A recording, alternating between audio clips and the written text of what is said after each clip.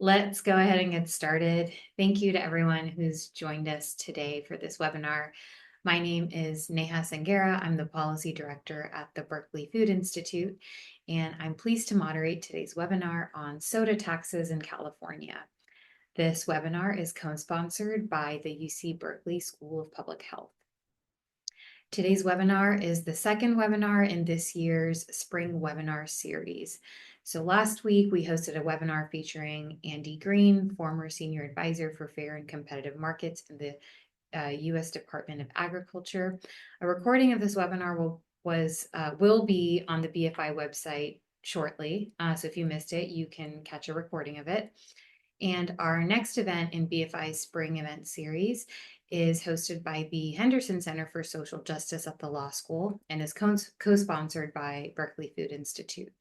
So this will be an in-person event for those that can join us in person, featuring legal expert and professor Etienne Toussaint, who will be joining us for an in-depth discussion on the historical and contemporary challenges faced by Black farmers in the United States.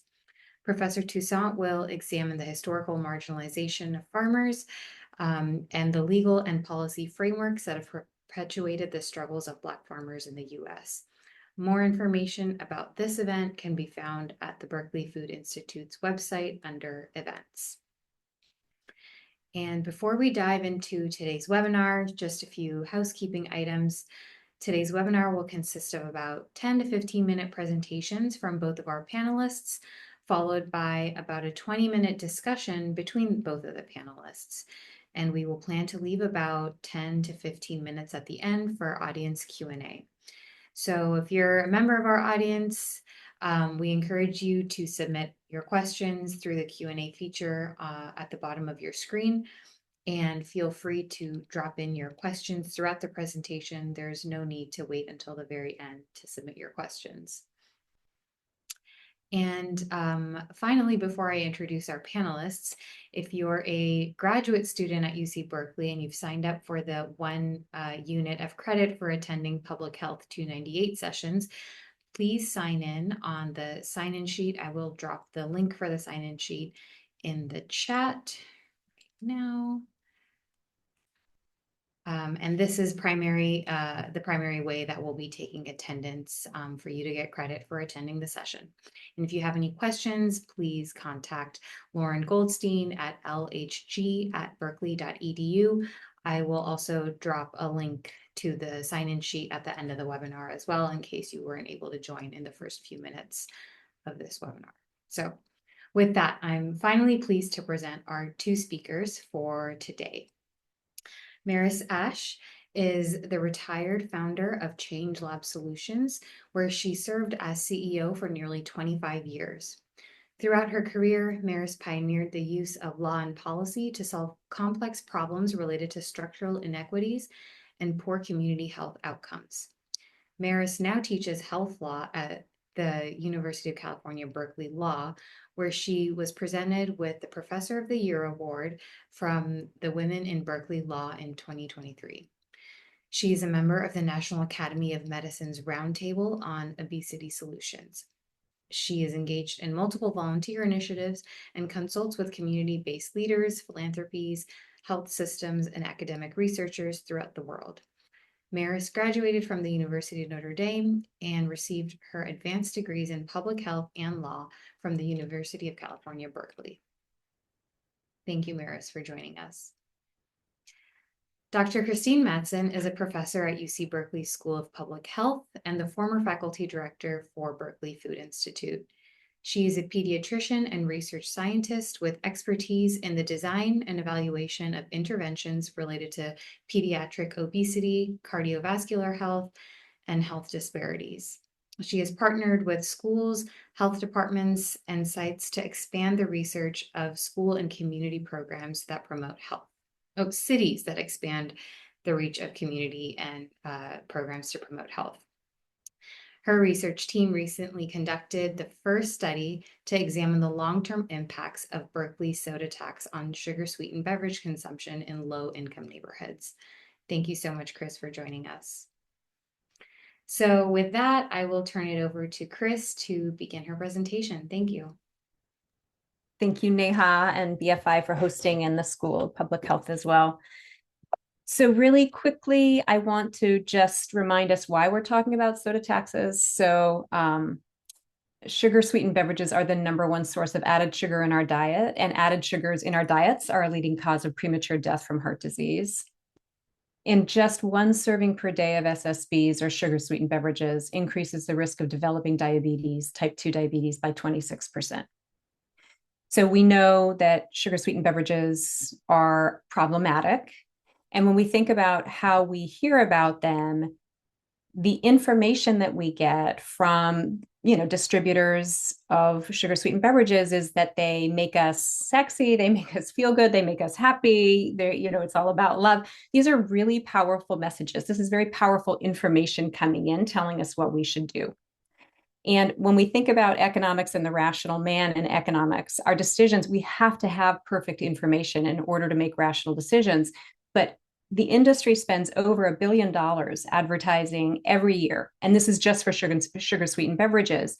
And we on the public health side have very little power to go up against that kind of information. So there is not perfect information out in the public sphere. People don't have perfect information. But soda taxes are one way to actually try and to counterbalance the information that's pouring in through the advertising. We actually just released a study back in, I think it was just December of last year, that looked at social norms related to taxes. So when communities implement taxes, we see that people's norms for sugar sweetened beverage consumptions decline. And by norm, we just mean, what do people think about how much we drink? Do we as a country, or in this case, as a city, as cities, do we think that we're big consumers of sugar sweetened beverage, or are we, moderate consumers of sugar sweetened beverages? So taxes actually convey information about how much we drink and how much we think our peers drink. And just a quick snapshot globally of sugar sweetened beverage taxes. This is a map of the globe. This comes from the UNC Gillings Center for Food Policy Research, which is an amazing center. Over 80 jurisdictions have taxes. Most of them are at the country level. There are a few at the state level. The United States is only at the city level right now. So we actually have 7 taxes that have been implemented already. Philadelphia, which had a tax of 1.5 cents per ounce. Boulder, which had a 2 cent per ounce tax. Seattle, which had a 1.75 cent per ounce tax, and then Albany, Berkeley, Oakland, and San Francisco, right? So four cities here in California, all 1 cent per ounce. These are taxes that have been implemented so far. And Berkeley, of course, was the first in the nation. It implemented back in March of 2015. I'll note that there's also a tax in the DNA nation. But it is not a distributor tax. So all the other cities have distributor taxes. It's a sales tax. And that matters because distributor taxes and sales taxes work differently. And what's really important about the distributor tax is there are many pieces to the mechanism. And when I first started as kind of a public health person and, as a pediatrician, I was all about reducing consumption of sugar sweetened beverages. We drink far too much. We still drink about 4 times as much as we used to back in the 1950s when the average was like 10 gallons per person per year that we drank. We got up to 50 gallons per person per year back in around 2000. And we're now down and plateauing at around 40 gallons per person per year.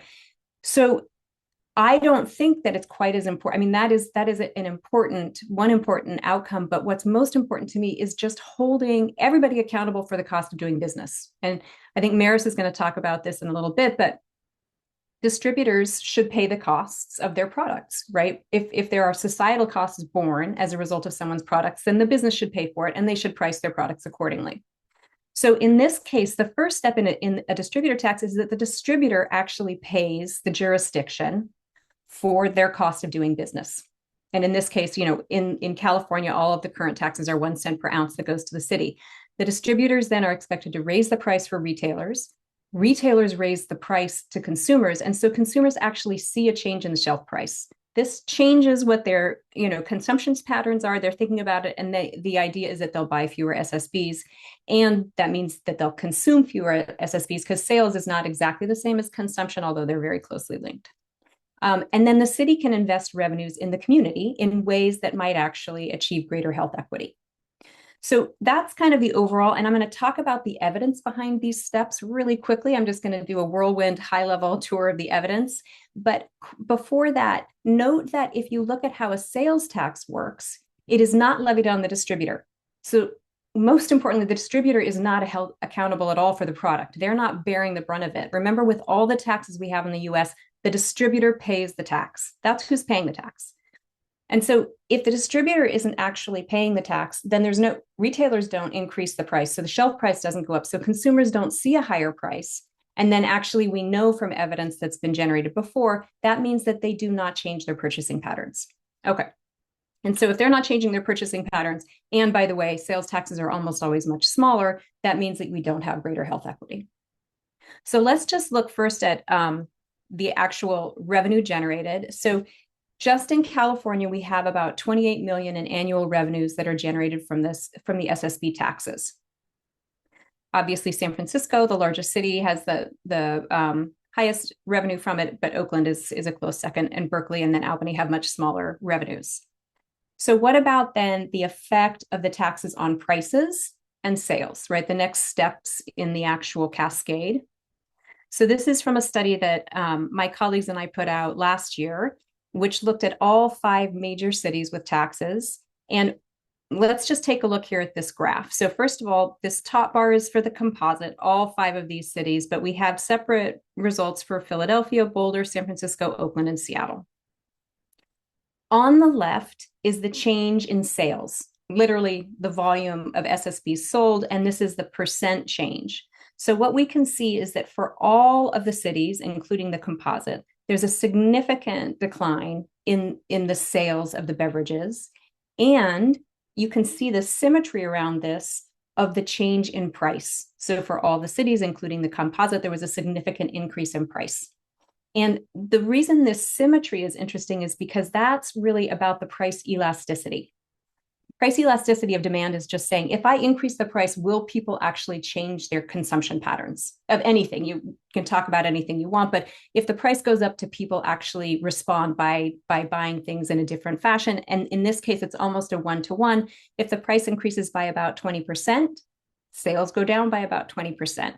And in fact, so the price elasticity of demand was about 1.1. Is that right? 10%. Shoot. You know what I'm saying? 10%. It's 1. I think that's 1. Okay. It's exactly what we would have expected. This is just a graph to say that the cities did spend all the money that came in. This came from a study that we had done a few years ago. We just looked at one fiscal year, which is why this, you saw this graph earlier. These are the revenues that we generated. The orange bars are how much was spent. It was spent in a fiscal year. So in this particular year, for example, Oakland spent money in that fiscal year that they hadn't spent before because the revenues are an average, but these are actually the expenditures are from one fiscal year. The allocations are from one fiscal year. But in that study, we actually looked at how cities were spending their money because the cities had talked about the importance of these taxes and how they were hoping to spend them. They weren't part of the legislation specifically. They weren't earmarked, but they had talked about what they would be able to do.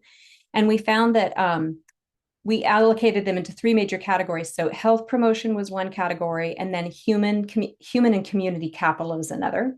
And then there was about 5% that got spent on tax administration. So of the health promotion, if we look at the ways in which it were these were spent, you can see that most was spent on physical activity programs and access to healthy foods. And then there were a few other things you can see, like programs across the community and the ways that people were using these funds, mostly to support grassroots organizations that were already in existence and to support them in expanding their services or, increasing their reach in the community. On the human and community capital side, a lot was used to improve infrastructure. For example, Oakland used a lot of their funding to shore up many of their parks and recs facilities to be able to expand services as well. So overall, we found that cities were using the revenues exactly as they had said that they would use them, although for those of you who know that there had been some contention around some of the ways the funds were used, there were committees making recommendations, and the city didn't always follow exactly what the recommendations were from those communities. However, they still put them into either health promotion or human capital. So for health equity, 60% of the revenues from California cities, this comes from the study that we did, were invested specifically in low-income communities or communities of color. There's less known about the effects of the tax on sales by either race, ethnicity, or income. Those are slightly harder studies to do. However, Barker did do a study back in 2022 using Nielsen home scanner data, and they did show that there was no difference in changes in consumption by either race, ethnicity, or by income. And so this is good because this suggests that it's not that often it's the concern is that higher education goes along with consumption, which is true, but that wasn't seen in the study. They didn't see that homes with higher education or higher income were actually more likely to decrease their consumption, which is actually a hopeful sign. So the health effects of SSB taxes, this is an area for further exploration. It takes a while for things like body weight or weight status or metabolic status to actually change over time. And it's hard sometimes to study the populations that are most at risk or that you're most worried about. But I will say in the studies that have come out so far that are using objective data, I didn't include studies that use self-report data in this case, but we know that gestational diabetes and pregnancy declined significantly across the five of the biggest tax cities. So this didn't include Berkeley and Albany, but this did include Oakland and San Francisco. And it was actually a 41% relative risk reduction in developing gestational diabetes during pregnancy. Weight status in youth using electronic medical record data or electronic health records. There was a significant improvement in California cities for youth. This one was looking at the percent, their BMI percentile, which decreased from like 2 to 5 percentage points, which is really a significant improvement, both from a clinical standpoint and statistical standpoint. Seattle also saw reductions, but Philadelphia did not. Weight status in adults, there was a study out of Philly. Their results were mixed. In one case, they did see a reduction. In a different panel, they did not see a reduction. And then diabetes risks in adults, there's only one study so far. It's from Kaiser, Northern California, Kaiser, and they did not see a reduction in risk. So there's certainly going to be more studies looking at the health effects, but overall, importantly, SSB taxes do hold distributors accountable, right, for the health harms of their products. They do change social norms for SSB consumption. They do reduce consumption. They do generate revenues that cities are using to build social capital and promote health. And there is early evidence of public health improvements, but more needs to be done. So overall, it's really a win-win-win. But California enacted preemption back in 2018, banning new local soda taxes in California through 2030. And I'm going to hand it over to Marice, who's going to talk about our brave city of Santa Cruz that actually went ahead and put one on the ballot anyway, and just talk about some of the legislative aspects and legal aspects of preemption.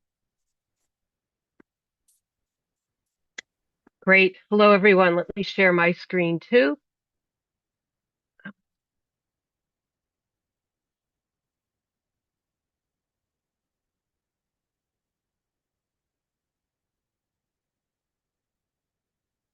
Okay. I'm really glad to be here, and I thank the Berkeley Food Institute for holding this session. And Neha, thank you for your leadership and pulling us together, and I'm very glad to be here, share my thoughts with everyone. So I'm going to take us on a little bit of a journey. The journey could be a lot more complicated than I'm going to be presenting it, as preemption can be very technical in the law. But hopefully what I'll be able to do is paint a picture of what's happened in California over the last few years, and then give enough information that we can have a good discussion as a group and lots of Q&As. So what does preemption mean anyhow? What is this word preemption? So it's a legal concept. Whoops, back that up. Where a higher level of government can control a lower level of government. So the federal government can control state and local governments in certain circumstances, not always the case, but often the case. And likewise, definitely state governments can control local governments. Local governments are part of a state, and the state can give local governments as much authority and power to take action as that state chooses. So this is a constitutional concept. So we have in the US Constitution what's called the Supremacy Clause.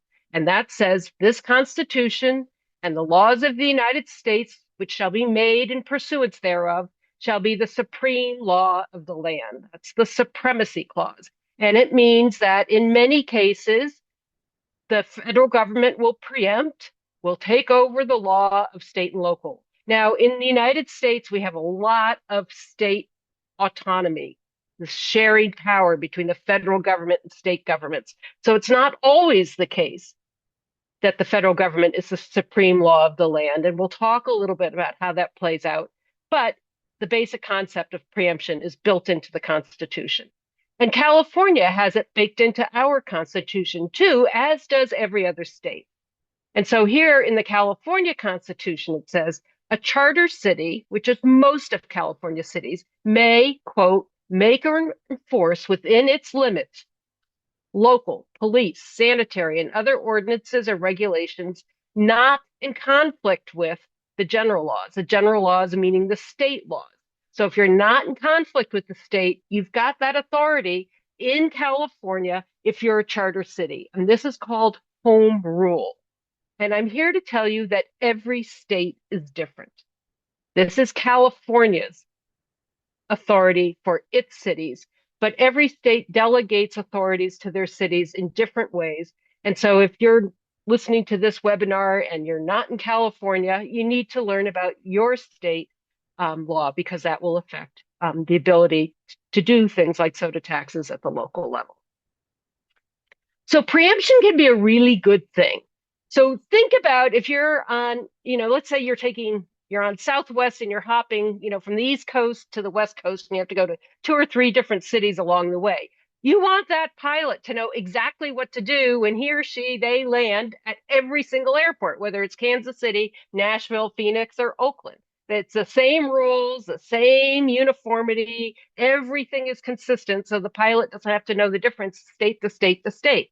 I think we'd all agree that this is really a good thing that we want to have in place and that we can thank preemption for that and the National Transportation Safety Administration for giving us really good rules on how airlines have to operate from city to city. We also have this concept, we call it floor preemption, where we create a baseline protection. And when we think about our civil rights laws, that's a good example where the US, the federal government says, no discrimination based on race, gender, religion. In some states, like California, we go beyond that baseline. We have protections for LGBTQ people. We have all sorts of other sorts of protections that while the federal government creates a floor, a baseline, it allows states and sometimes local governments to be even more protective. But that baseline wasn't always in place for civil rights, as we well know in this country. But having that baseline is really important. And that's a way that preemption works too, floor preemption. But I am here to tell you that preemption can lead to all sorts of trouble, particularly for public health, but not limited to public health folks, and can squelch innovation at the state or local level. So this is just talking about state preemption, but local governments in some states, local governments can't pass smoke-free laws, clean indoor air laws, more protective than state governments. That's not true in California, but it's true in a lot of places in the country. Local schools can only teach about abstinence in their sexual health classes, not about use of condoms or any other sorts of birth control or the availability of abortion. That's not allowed to be taught in any local schools. In many places, and some would even say California, I don't know, voting districts are gerrymandered to squelch political opposition. And we hear about that around election season every year. And there's lots of Supreme Court cases about this very issue. And believe it or not, in some cities, they can't require higher minimum wages than the federal wage of $7.25 a an hour. So in 2025, the year 2025, there are many states that have the minimum wage at $7.25 an hour, and how a family is supposed to support itself on that wage is, even an individual, is hard. But these are examples of how states are controlling local governments. And they can do that depending on what their state constitution says. We call this abusive preemption, okay? Because it feels abusive to public health, to worker health and safety, voting rights, LGBT rights. I'll just call out the president yesterday in his State of the Union address, saying that from now on, there'll be only two genders, male and female. And that's going to, no more non-binary or other in terms of gender expression on passports, visas. This would be an example of the federal government using its authority to squelch innovation and building the rights of LGBTQ communities across the country. So it feels abusive to many of us. Okay, so that's all as way of background. Now we're going into a case study of what's happened in California. And we'll talk about preemption over and over again. But we did pass a Measure D, Berkeley versus Big Soda, first in the nation. The picture here on the right, you see coalition members. It's Linda Mayo as on the city council. Behind her, Lori Capitelli, another city council member.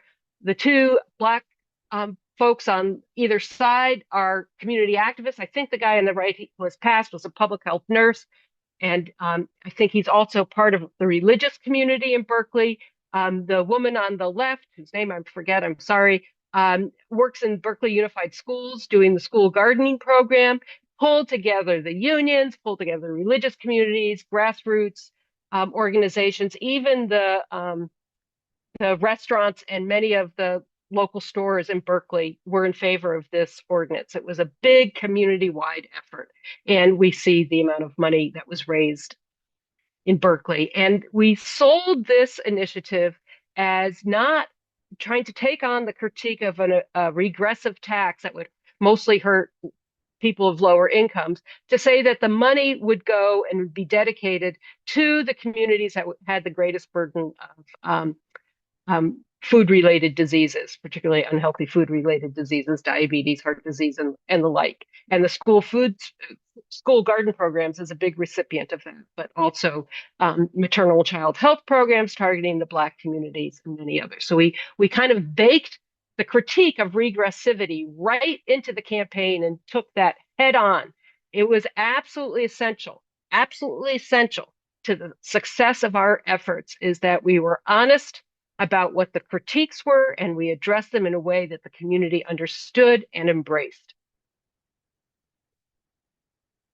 And it doesn't surprise anyone to say that there was huge industry pushback because we started a little bit of a snowball effect, as Kristine was mentioning. A number of other cities started a bandwagon effect. And I can tell you, early in my career, I worked for Contra Costa Health Department, and it was the very beginning of smoke-free workplaces in the state. This is in the 1980s. And my job was to go around to all the cities with the American Heart, Cancer, and Lung Associations to get smoke-free, clean indoor air, the first place in the country to do this. I give shout out to Larry Cohen at the Prevention Institute in the Contra Costa Health Department. And so I can tell you how a snowball effort starts. And it was exactly what we were doing, where we did it in Contra Costa County, then it came here to Alameda County, where Berkeley and Oakland are, then San Francisco. And I hope I don't shock anybody in Los Angeles if I were to say that San Francisco takes the legal and political hits for these high profile issues. And if it passes, which it did, it won all on the political and legal fronts. Los Angeles will start doing some of those same innovative ideas. And there are 87 cities in Los Angeles, and they started taking clean indoor air. And every time the ordinances were getting better and better and better. And that was kind of the idea we had in the soda tax. We in Berkeley were willing to take the first hit. So what happened? What is this? California lawmakers banned soda taxes. California, of all places. How could this be? Okay, so the American Beverage Association sponsored a statewide voter initiative. It was called Tax Fairness, Transparency, and Accountability Act of 2018. This created panic, absolute panic throughout the elected official community in every city and county in California. Because what it would do is would curtail the ability of local governments to pass any new taxes, fees, or assessments without a 2/3 voter approval. That is very hard to do. And the polling showed that this initiative would likely win if it was on the ballot. And that would truly crush local government revenue for, I'm just thinking here in Berkeley, we have special assessments for schools, for the arts in schools, for putting in bike lanes, keeping our parks, paving the roads. All of these things would be unavailable without 2/3 voter approval, a very high hurdle to be able to match. So this had the risk of basically closing down local government in California. Something had to be done. So what was passed is Keep Groceries Affordable Act of 2018. And the American Beverage Association, this was a deal that was cut between the governor's office, the legislature, and the ABA. It agrees to pull the statewide initiative if this bandwagon, local soda taxes are banned or preempted by the state. There's that word, preemption. So it said that if a charter city with home rule authority, which means if it's not in conflict with the state, it can pass its own laws, that if a charter city with a home rule authority passes a soda tax, the penalty is the state will not collect any taxes or fees or assessments for the city. All taxes are collected by the Board of Equalization and then redistributed to the cities where it came from. The board would stop doing that. The city would lose all of its revenue. All of its revenue. Be silent for a moment to just let that sink in, the power of that penalty provision. Well, you say that is awful. And it's also unconstitutional under state law. It felt like it was extortion, but the deal had to be done to protect cities, but it resulted in a lawsuit that I'm proud to say when I was at Change Lab Solutions, we helped work on this lawsuit. But I really want to give shout out to Cultivida la Salud in Fresno, and as well as a former city council member out of Santa Cruz, who took on the state and said, you can't do this. This is unconstitutional under state law. And on March 2023, took a while to work through the courts, the court agreed.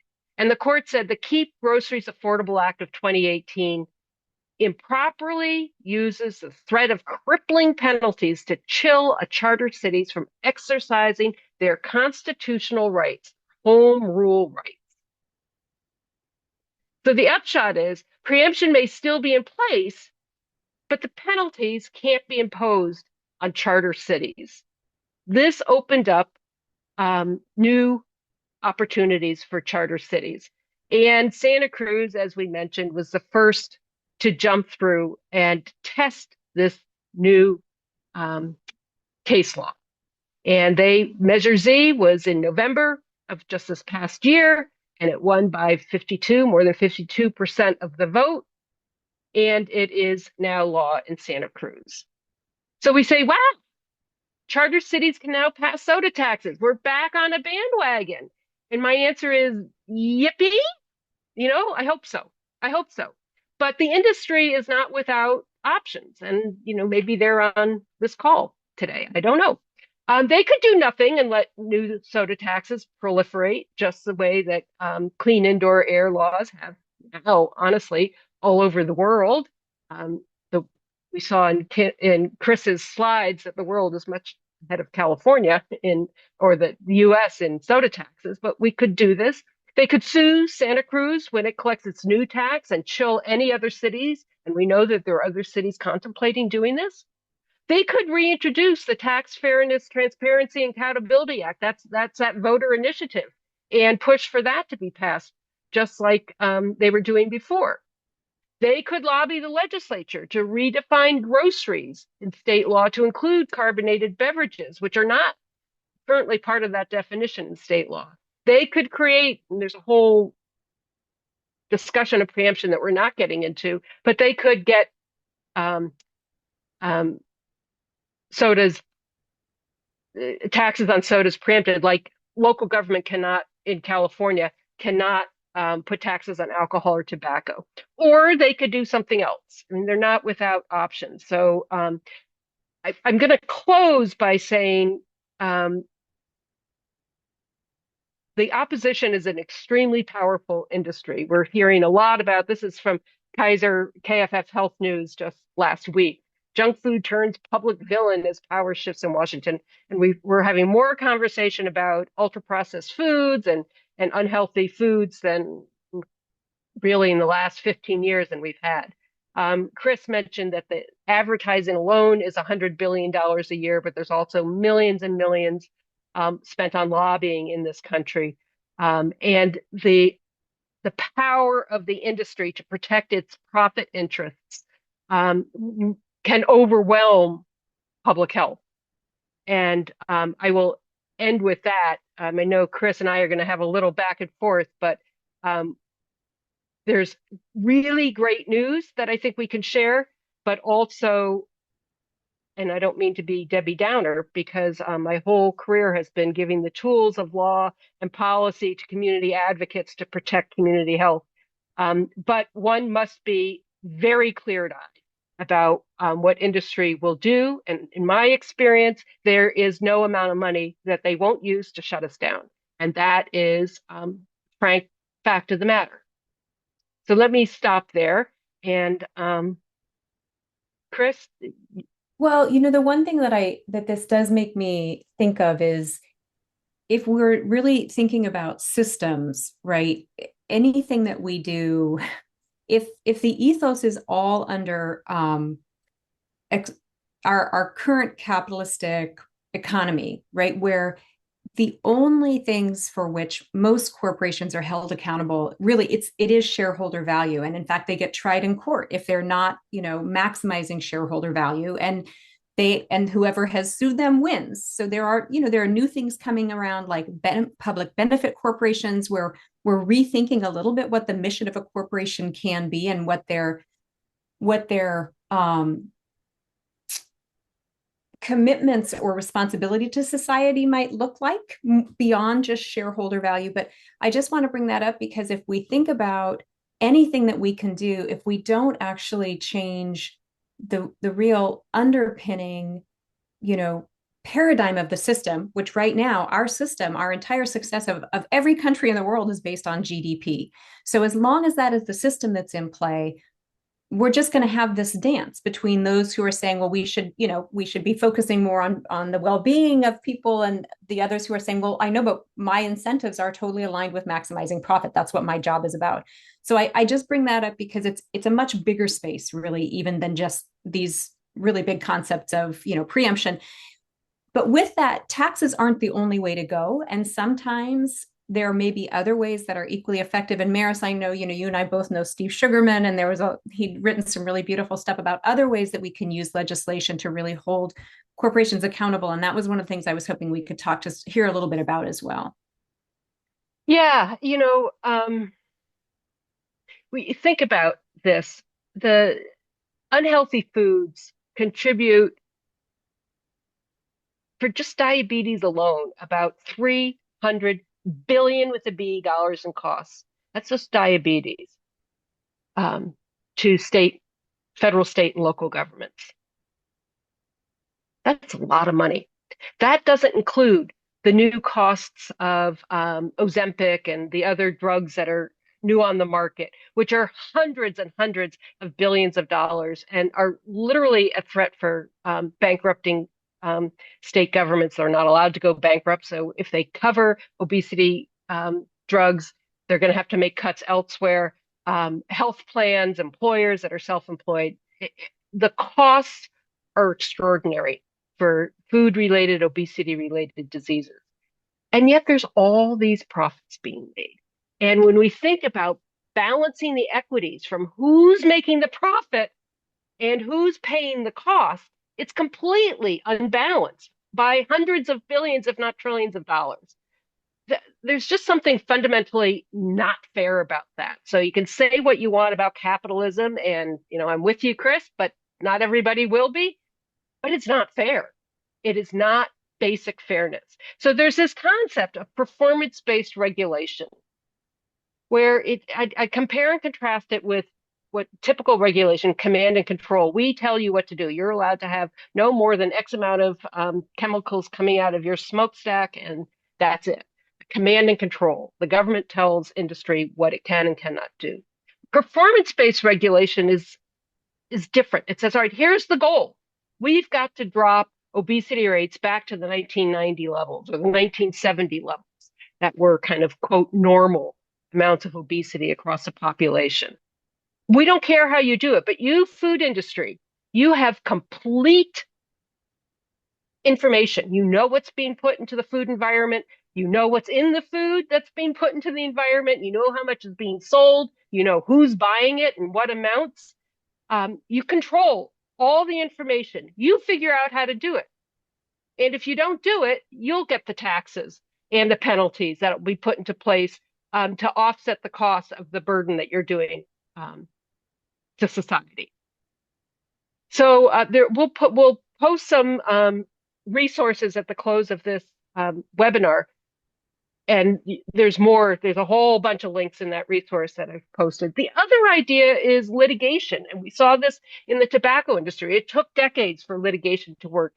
But I've got a link that will go, there's a new lawsuit, Martinez versus Kraft Heinz, which is going straight after the food industry for distorted advertising, for false claims, for all sorts of claims using addictive products and really getting into the science of food addiction and that driving, and the fact that a lot of these companies are now owned by tobacco companies, Altria, and they're using their science from addiction on tobacco products and applying it to food products. Now, how this all shakes out in the law, I'm not here to, in case law, I'm not here to predict, but it's a new effort to try to hold some accountability of the industry for the harm that they're causing the population.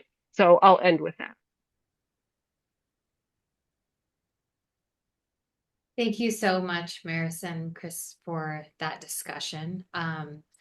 I've dropped in the chat some of the additional resources that Marice was referring to relating to performance-based regulation, as well as Martinez versus Kraft Heinz. So feel free to take a look at that. And I do see some folks raising their hands. So if you have any questions, I encourage you to put your questions in the chat. We do have a few, so I'd like to just dive into those right now. First one, maybe this is a question for Chris. Are there any current gaps in data or research on the effectiveness of soda taxes in California? So I think, the health effects, as I noted, are just emerging. Nobody needs to study sales anymore. Like we know it's been shown in so many different countries and across every city in the US, there have been multiple studies. It is remarkable that and sorry, when I totally lost it earlier, but the -1 relationship, like it's a 1-to-1, but a negative relationship. If you increase the price by 20%, your sales go down by 20%. So that's been done. We know prices go up. There are health effects that would be good to study. It is important to make sure that this doesn't have the unintended consequence of somehow worsening health equity, which, as Marice knows, sometimes policies have the unintended effect of lifting the boats in places that are already doing well, and we don't want to see that. But I think what's more important is studying the types of responses that industry has. And when I say industry, there are people working in industry who are just like us. Again, they have different incentives. Their job, the way they make their living, comes with different incentives. I'm really interested in how do we reshape the narrative so that everybody is working to sort of save the planet, which to me is even more important because that is the biggest indicator right now of public health, right? Is whether or not our planet keeps kind of moving around every 365 days of the year. So, what are the things that we can study about the way that we relate to each other, the way that industry relates to the well being of communities? Those, I think, are the new questions that we have to ask. And Marice, I totally appreciate it is easier, this is a quote from somebody, but it is easier to imagine the end of the world than to imagine the end of capitalism for many of us, because that's the only language we know. That's what our entire, economic system has been based on for hundreds of years. So I recognize how hard it is, but I'm also inviting people to be open to the possibility that we cannot continue business as usual. We cannot continue business as usual, not only for the health of people, but the health of the planet. So what does that look like? So let's work on not being quite as skeptical about the impossibility of these things, because it is only if we can collectively imagine a better way of doing it that we're going to get there. That's my only little plug around. So I don't really want to do a ton more research on does it improve the health of people. We already know we need to hold them accountable. We need lots of different ways to hold industry accountable. So let's just move towards what are other things we can investigate so that we're in better relationship. Thank you, Chris. And along the lines of anticipating industry, is there any early indication of what the beverage associations or the beverage industry will do in California next? Maybe Marice, if you could speak to. Yeah, I looked online just this morning to make sure I'm 100% up to date. And if somebody's on from Santa Cruz, they may have had direct contact with the soda industry. I haven't seen any lawsuit come through yet. That said, there's plenty of threatening quotes about, it will cost, if Santa Cruz goes ahead with this, this was prior to the election, there'll be a price to pay. We'll make litigation so expensive that it'll, overwhelm the city with costs and expenses of litigation and all the rest. So there's a lot of threatening language like that. But as far as I know, I haven't seen action, but I'm not behind the closed doors either. So Yeah, that's great. I know there's a lot of people on this webinar. If there are folks from the city of Santa Cruz or that were involved in the campaign that do have knowledge of, contact from industry or lawsuits, feel free to raise your hand. and I just want to say something because I do feel like I was a bit of a Debbie Downer, and I don't. I want to go back to what I said about what worked in Berkeley, which was the community coming together across platforms, the religious community, the school community, the restaurant and industry was largely, not 100%, but largely on board. Parents, kids themselves. I mean, this kind of intersectionality, to use a modern word, of a community that the ministers are saying we are doing too many funerals for people in their 50s. This is wrong. This is not what God intended. It was everybody speaking with their own voice, but that voice being very heartfelt. And so I don't think industry profits are monolithic, but to work at a parallel, even playing field, it means the community coming together. And that means joining with the insurance communities, which are often the pharmaceutical industries, the government, the payers, all as well as community based, because we are aligned. There's a lot of alignment that we can't take these costs, we can't take these early deaths and disabilities. People are unable to work, kids are missing schools. I mean, the whole gamut is really extraordinary, and the opportunity for a lot of alignment to push change forward. But it's going to take concerted effort like that and lining up across playing fields that aren't always the natural ones that we gravitate towards.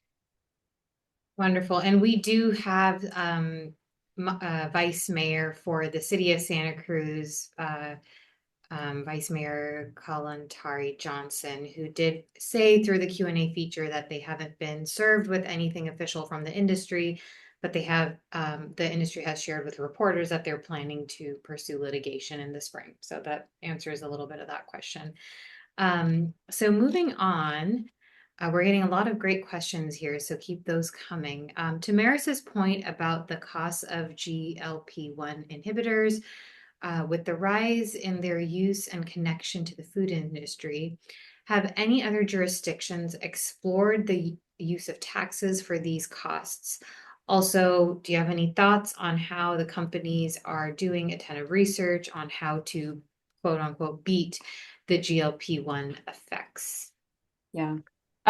I think that probably means cost effects. Well, there's a lot of off-label use of these drugs now. So, you'll see hims, hers, there's all these advertisements.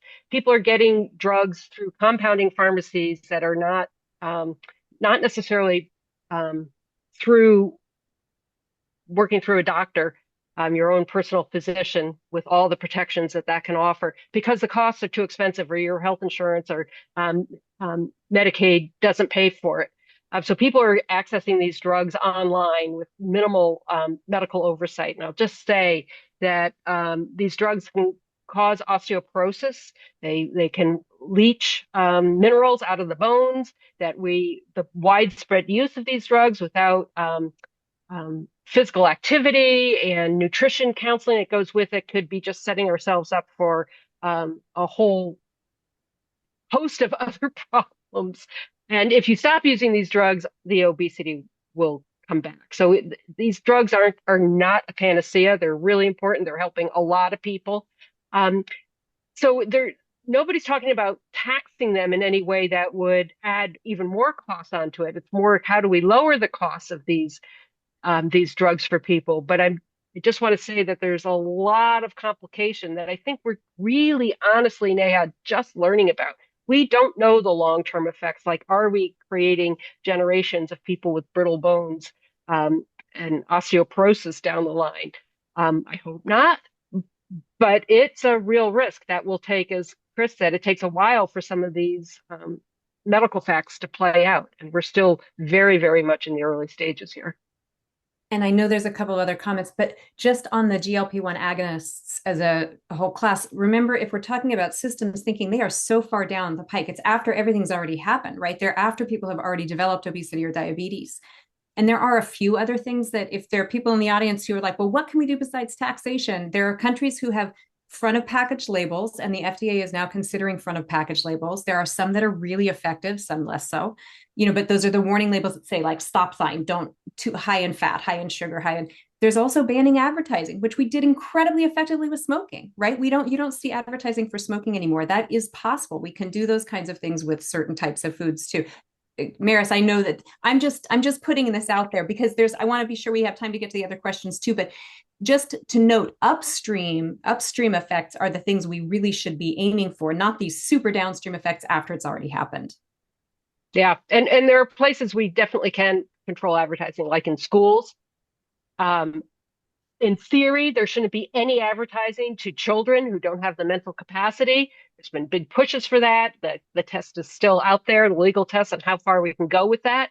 But I would say that we'd put that into TV shows targeting children, morning cartoons, how that plays out with, our smartphones. I'm looking around for my smartphone to hold up. It's here someplace. It's complicated, but yes, it's very complicated area of law, but there are some bright windows for that, particularly focused on children. Thank you. We have a few more questions left and just a few minutes left on the clock. So I would love to get to as many of these as possible. I know that's going to be very challenging.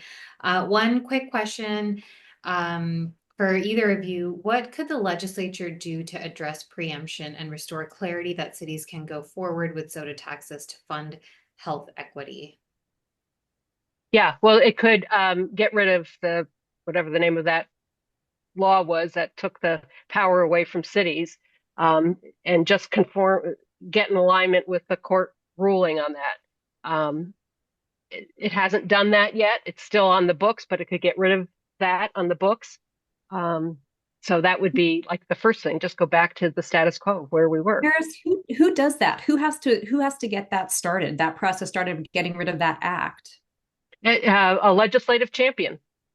We need to find somebody who would just repeal it. Now they'll be inviting the industry to come in and put that voter initiative back on. It's very, very challenging politically to figure out, but that's one thing that could be done.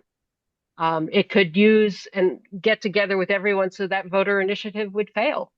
That would be a big lift, but that would take, if there was political will, people coming together saying you can't extort the legislature or cities this way. We're trying to protect our children's health, our elders' health. Stop it.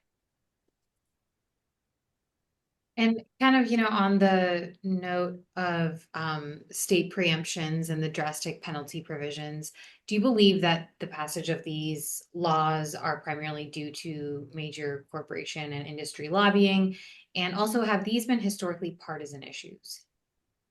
But yes, lobbying, absolutely. There's no doubt about it. The food and beverage industry looked at what happened in tobacco, and we will not do that. And they just got ahead of the curve and preempted everything before we could start this kind of snowball effect.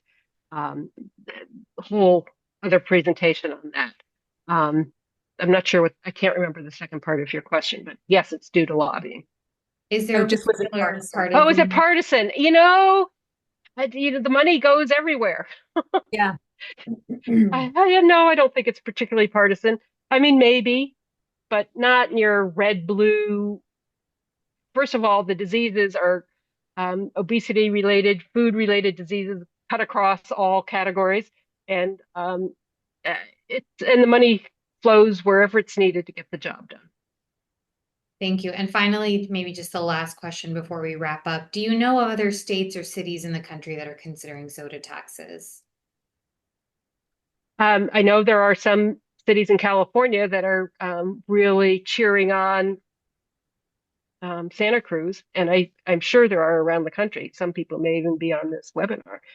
Yeah, I mean, if we can crack this nut, so to speak, I think we will have more success around the country. Kristine, you might have some thoughts. I don't know. No, I think there's lots of different things that people can get involved in with respect to advocacy, but yeah, we need all hands on deck. Wonderful. Well, thank you both. This has been an incredibly informative hour and really appreciate both of you sharing your deep expertise on this topic, and your commitment to addressing the issues is very inspiring. So thank you both. Thank you to all of the folks that attended this webinar. We see all of you from all over the country, so it's greatly appreciated your support for the BFI webinar series. And thank you for the incredible questions as well. This has been a great chat.